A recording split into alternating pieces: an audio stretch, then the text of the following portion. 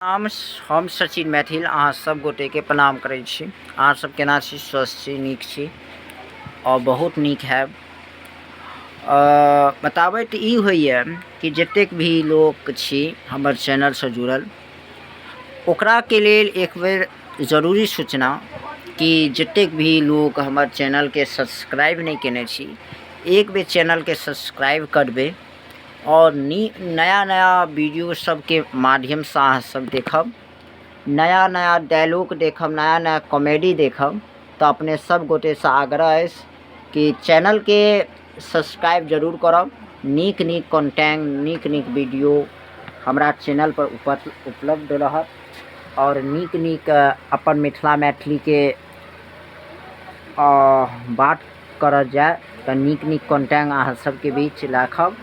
तो अपने सब गोटे से आग्रह है कि वीडियो के ज़्यादा से ज़्यादा शेयर करी, सब्सक्राइब करी और नीक लागत तो वीडियो के आगा से आगा फॉलो करी।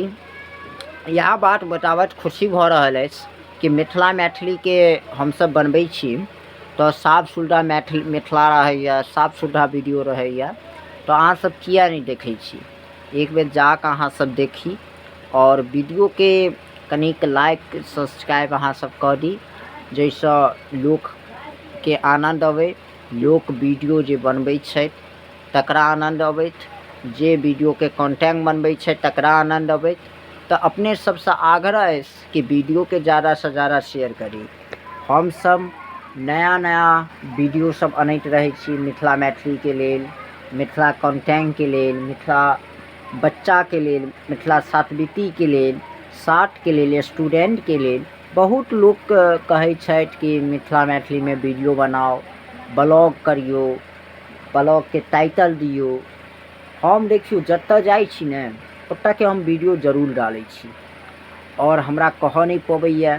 तो अपने सबसे आग्रह है कि वीडियो के ज़्यादा से ज़्यादा शेयर करी और सब्सक्राइब करी। हम सब जत्ता जाई छी ओत्ता के वीडियो मिल जाइए, जत्ता जाई छी ओत्ता के वीडियो अहाँ सब गोटे से कहै छी कि वीडियो ज़्यादा से ज़्यादा शेयर हेतै तो मन लगै छै। ओ वीडियो डाला में मन लगै छै, व्यूज अबै छै तब मन लगै छै।